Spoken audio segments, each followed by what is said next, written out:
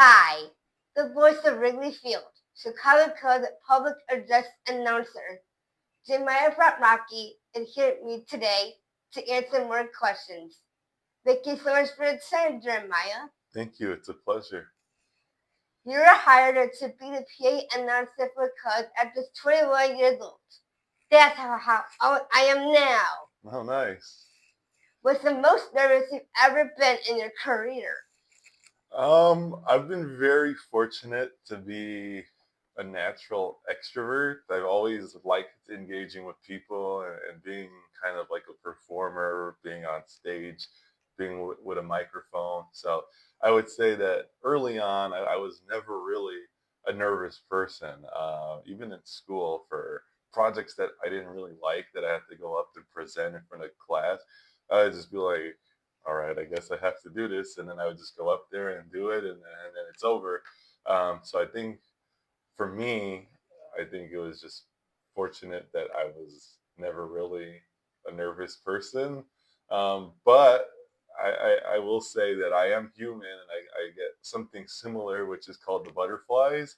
And that could be just a little bit of nerves, but I call them the good ones because it's about the passion, and inside it shows that you care about what you're doing, and trying to do it right. So I would say that my first game here on May 17, 2021, uh, sitting right here, getting my final preparation done on my laptop with all the scripts. And I was like, in 5 minutes, my voice is officially going to come out of the speakers to fans at Wrigley Field. And this is like my introduction to the Cubs. I can't mess it up, right? And I was definitely breathing a little heavier before I was told to go. But once my boss, my director, said, "All right, go for our read," and I started announcing, I kind of just blacked out, and I was reading what was on the screen, but I was just going, and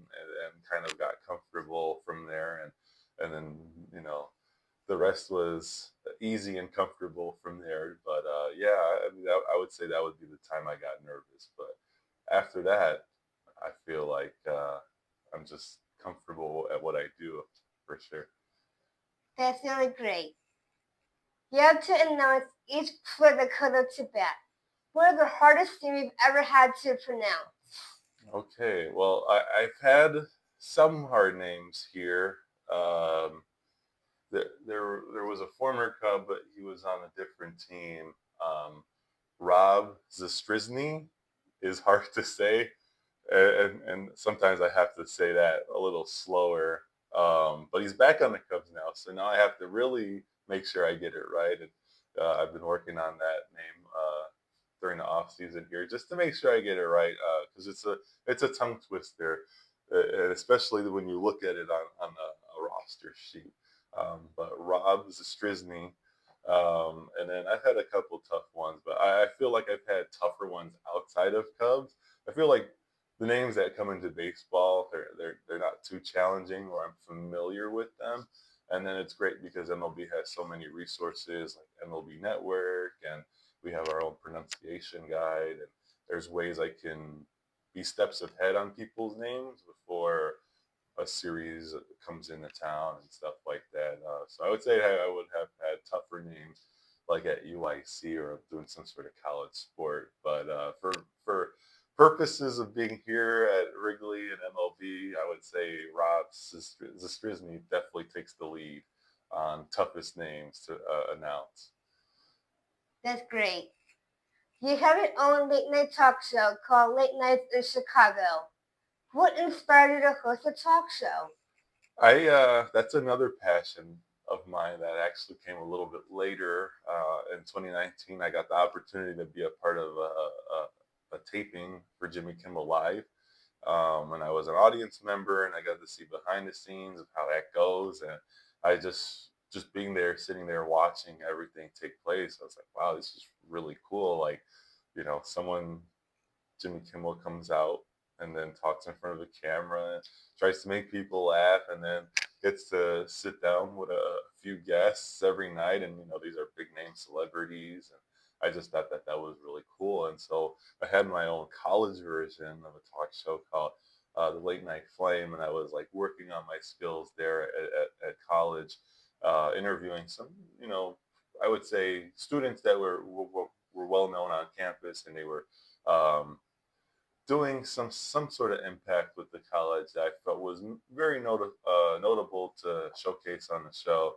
And then the college show ended, and we started before COVID, so then COVID happened, so we had to stop. But afterwards, I got the Cubs job, and then I was sitting on the idea of, oh, I'd like to still do that somehow at some point. And one day I just felt like all the pieces were there, and now would be the time to do so. And I grabbed a crew together and like, hey, let's do a late night talk show for Chicago because there isn't one in Chicago. And I always thought that that was weird because Chicago is one of the biggest markets in the United States, and New York has a few shows. LA doesn't. Why does Chicago not have one? I feel like Chicago's a great place for guests, celebrities to come and showcase their work and kind of do some marketing. And so I was like, hey, I could be the one that starts one for Chicago and then live out that passion, and then we could bring some people to Chicago. So that's kind of my thought process behind it. But yeah, we're a couple episodes in. We got a couple shows on our YouTube channel, and that dream is continuing to still grow. We're still working on it. So yeah. That's really cool. Do you have a dream guest you like to interview? Oh man, see, I wish the show was big now because I'm a big hip hop fan, so I listen to a lot of hip hop music. But one artist in particular that's been making some waves is Kendrick Lamar, and just based on everything that's going on, and he has the Super Bowl halftime show coming up this year. I was like, man, if we were at that level, I'd love to have Kendrick on and just talk to him about what this whole year of hip hop and what he's been doing in there. But I have a couple other ones. Like, we're from Chicago. I like Chance the Rapper. He's great. I love to have him on. And then you look at like what's going on in current events, and you're like, man, I wish I'd had this person on and this person on to talk about this. But even though I say, I wish, but right now, just because we're growing doesn't mean that at some point the show doesn't get to a point where it could be big enough to actually get those people. So I'm like, oh, someday that might be a dream, might be a reality too. So we'll see. We'll see how it goes. That's awesome. What is your idea of a perfect weekend in Chicago? Oh, a perfect weekend in Chicago. Well, it has to be summertime. I love the summertime in Chicago. Me, naturally, I don't like the cold. If you're like, you're from Chicago, it's always cold. Like, how are you not used to it? I am not. I am born and raised from Chicago. No matter how old I am, I cannot get used to the cold. So it has to be summertime in Chicago. A summer weekend. Um, maybe hanging out with some friends by the lake, maybe playing basketball or baseball at the park, or, just hanging out with friends. And then obviously, like, my perfect weekend in the summer is, spending my time here at Wrigley announcing, and then, just being with the Cubs fan base and enjoying baseball and rooting the Cubs on to victory. That's awesome. What is your favorite childhood memory? So as a kid growing up in Chicago, I feel like it's a combination of just going to a lot of sporting events in Chicago, but me being a huge Cubs fan and being a part of a fan base that a lot of people never got to see the Cubs win the World Series, and then for me to be 16 in 2016 and watching the Cubs win the World Series, I remember being around the ballpark for games 3 and 5 of the World Series and just trying to feel that energy and really knowing what championship baseball, what a championship team feels like. And just being out here for all of that was a very amazing childhood memory, and something I'll cherish forever. And obviously, then the Cubs would win the World Series and saying, "Hey, I got to see them win." All of that was really cool, and then obviously, like I would say, like from a sports announcer perspective, like bringing up Tommy Edwards again, the Bulls PA announcer. Um, for him to have me sit at the table with him. I actually got to sit with him for a full game once. I shadowed him the whole game at the table, and that was an amazing childhood memory because I always wondered what it was like to sit at a table courtside for an NBA game, and I got to experience that. And I was on headset and I got to hear behind the scenes of everything too, which was really great. And then just to really experience what being in the field looks like as a sports announcer. And being center court at a Bulls game was really fun. So that's another really big childhood memory of mine that I'll definitely cherish forever too. That's really great. Who has been your biggest supporter? Oh, my mom, of course. I mean, my mom has definitely been there with me every step of the way. And she's, the big sports fan that got me into being a big sports fan. And I definitely credit her to, exposing me to the passions that I have today. And,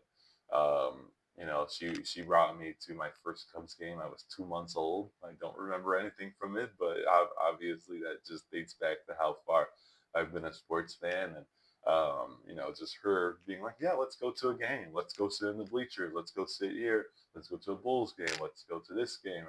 And then, we traveled and we went, we're big baseball fans. So we ended up traveling to all 30 MLB ballparks. So we got to check that off and see every team stadium. And obviously that comes with a lot of games as well too. And so we got to do that. And then obviously, being supportive of, after school, I'm going to announce these games and coming to record and going to UIC and recording me and getting footage. And then obviously it being full circle, I got the Cubs job, and, she's so proud of me and how far I've made progress in my announcing career. And obviously for her to, you know, bring me to my very first sporting event being a Cubs game, and now I'm the announcer for the Cubs, was very meaningful to her, and she's been a big support all the way through, and even to this day for sure. That's really great. And where do you see yourself in 5 years? That's a great question. 5 years is a long time from now, but it's also not. And so, obviously, I'd still like to be the voice of Wrigley Field and announcing every home game for the Cubs. But also, I do have the late night talk show, and I would love to see the late night talk show be uh, in conversation with the big shows as well, like Jimmy Fallon, Jimmy Kimmel, Stephen Colbert, just to be in rotation with those people. And it being Chicago's late night talk show, and having wonderful guests come on a nightly basis. And yeah, I try not to plan too far ahead. I can't say like, oh, I want a family or something like that in 5 years, because that I can't see where that'll go. But from a work perspective, definitely still here, and obviously being you know uh, uh, um, a late night talk show host in the city of Chicago as well too. That's really great. And it's been so awesome talking to you. Thank you so much. Thank you for having me, Lily. I appreciate you interviewing me, and I also wish you the best in your career as well too. Thank you. For Lily Sports Beat, I'm Lily.